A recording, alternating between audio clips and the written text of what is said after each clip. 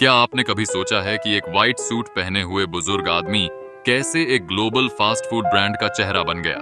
ये कहानी है कर्नल हार्लैंड सैंडर्स की, केएफसी के फाउंडर की, जिन्होंने ये साबित किया कि सपनों को पूरा करने की कोई उम्र नहीं होती।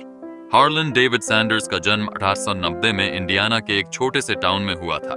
जब वो सिर्फ 5 साल के थे, उनके पापा की डेथ हो गई और उनकी माँ को बाहर जाकर काम करना पड़ा। घर की रिस्पॉन्सिबिलिटी छोटे हार्लैंड के ऊपर आ गई। वहीं से उन्होंने कुकिंग सीखनी शुरू की, मजबूरी में। उन्होंने स्कूल 7th क्लास में छोड़ दिया और फिर कई तरह की जॉब्स की। कभी फार्म पर काम किया, कभी स्ट्रीट कार चलाया, कभी इंश्योरेंस बेचा और कुछ टाइम के लिए लॉयर भी बने। लेकिन उन्हें वहां से भी निकाल दिया गया क्योंकि उन्होंने अपने ही क्लाइंट को कोर्ट में पंच कर दिया। 1930s में सैंडर्स ने केंटकी के कॉर्बिन नाम की जगह पर एक गैस स्टेशन शुरू किया। वहीं उन्होंने पीछे एक छोटा किचन बना लिया और ट्रैवलर्स को खाना सर्व करना शुरू किया।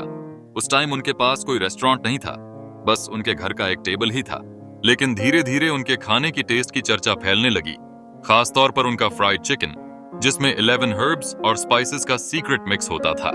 इसी के चलते उन्होंने एक छोटा सा रेस्टोरेंट खोला और फिर उन्हें केंटकी का ऑनररी टाइटल मिला, कर्नल सैंडर्स। सैंडर्स अपने चिकन को परफेक्ट बनाना चाहते थे, लेकिन ट्रेडिशनल फ्राइंग बहुत टाइम लेती थी। तभी उन्होंने प्रेशर कुकर से एक्सपेरिमेंट करना शुरू किया। ये तरीका फास्ट भी था और चिकन जूसी भी रहता था। यही टेक्निक उनकी रेसिपी की पहचान बन गई। 1950s में जब वो अपने 60s में थे, उनकी जिंदगी फिर से मुश्किल में आ गई। एक नया हाईवे उनके रेस्टोरेंट को बाईपास करने लगा और कस्टमर्स आना बंद हो गए। उन्हें अपना रेस्टोरेंट बेचकर गुजारा करने के लिए सिर्फ $100 की सोशल सिक्योरिटी पर रहना पड़ा। लेकिन उन्होंने हार नहीं मानी। उन्होंने अपनी रेसिपी और प्रेशर कुकर उठाया और कार में घूम घूम कर रेस्टोरेंट्स को अपना चिकन बेचने की कोशिश की। एक बार में रिजेक्शन मिला, 2 बार, 3 बार, एक्चुअली 8000 बार से ज्यादा लोगों ने उन्हें मना कर दिया। आखिरकार 1952 में यूटा के एक छोटे से रेस्टोरेंट ने उनका चिकन सर्व करना शुरू किया। यही बना पहला केएफसी फ्रेंचाइज। फिर धीरे धीरे और लोग जुड़ते गए।